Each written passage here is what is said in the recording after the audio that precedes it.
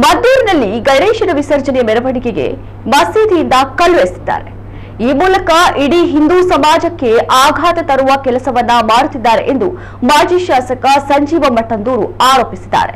ಕಾಂಗ್ರೆಸ್ ಸರ್ಕಾರದ ಮುಸ್ಲಿಂ ತುಷ್ಟೀಕರಣ ನೀತಿಯ ಕಾರಣದಿಂದ ಆ ಸರ್ಕಾರ ಇದ್ದಾಗಲೆಲ್ಲ ಇಂತಹ ಘಟನೆಗಳು ನಡೆಯುತ್ತಿವೆ ಎಂದು ಅವರು ಹೇಳಿಕೆ ನೀಡಿದ್ದಾರೆ.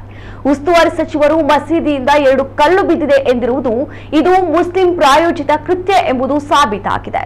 ಘಟನೆಗೆ ಮೊದಲೇ ಮಸೀದಿ ಮದರಸಾ ಎದುರು ಸಿಬ್ಬಂದಿ ನಿಯೋಜಿಸದೆ ಪೊಲೀಸ್ ಇಲಾಖೆ ಸರ್ಕಾರವು ನಿಷ್ಕ್ರಿಯವಾಗಿತ್ತು ಎಂದು ದೂರಿದ್ದಾರೆ.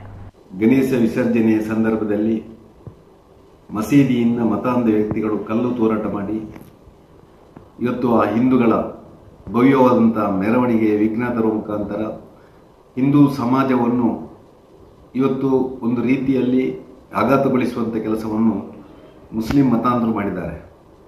ಬಹುಶಃ ಯಾವಾಗ ಕಾಂಗ್ರೆಸ್ ಸರ್ಕಾರ ಕರ್ನಾಟಕದಲ್ಲಿ ಬರುವಂಥ ಸಂದರ್ಭದಲ್ಲಿ ಇಂಥ ಘಟನೆಗಳು ಆವಾಗ ನಡೀತಾ ಇದೆ.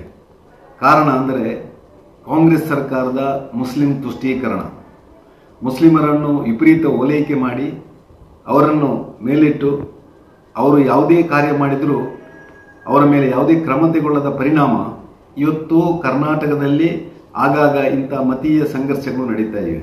ಉದ್ದೇಶಪೂರ್ವಕವಾಗಿ ಜನರನ್ನು ರೊಚ್ಚಿಗೆಳಿಸುವಂಥ ಕೆಲಸ ಆ ಮತಾಂಧ ವ್ಯಕ್ತಿಗಳು ಮಾಡಿದ್ದಾರೆ. ನಮ್ಮ ಅಲ್ಲಿಯ ಉಸ್ತುವಾರಿ ಸಚಿವರು ಹೇಳ್ತಾರೆ ಮಸೀದಿಯಿಂದ 2 ಕಲ್ಲು ಬಿದ್ದಿದೆ ಅಂತೇಳಿ. ಹಾಗಾದರೆ ಸ್ಪಷ್ಟ ಆಯಿತು, ಉಸ್ತುವಾರಿ ಸಚಿವರಿಗೆ ಗೊತ್ತಾಯಿತು ಇವತ್ತು ಆ ಮುಸ್ಲಿಂ ಮತಾಂಧರಿಂದಲೇ ಈ ಘಟನೆ ಆಗಿದೆ ಅಂತೇಳಿ. ಈ ಘಟನೆ ಆದ ಮೇಲೆ ಸರ್ಕಾರ ಎಚ್ಚೆತ್ತುಕೊಳ್ಬೇಕಿತ್ತು. ಘಟನೆಗೆ ಮೊದಲೇ ಬಹುಶಃ ಮಸೀದಿ ಯಾವುದೋ ಒಂದು ಮದ್ರಸಾ ಇರುವಲ್ಲಿ ಪೊಲೀಸ್ ರಕ್ಷಣೆ ಕೊಟ್ಟು ಆ ಪೊಲೀಸರು ಶಾಂತಯುತ ಮೆರವಣಿಗೆ ಅವಕಾಶ ಮಾಡಿಕೊಡ್ಬೇಕಿತ್ತು. ಪೊಲೀಸ್ ಇಲಾಖೆ ಕೂಡ ನಿಷ್ಕ್ರಿಯ ಆಗಿದೆ, ಸರ್ಕಾರ ನಿಷ್ಕ್ರಿಯ ಆಗಿದೆ.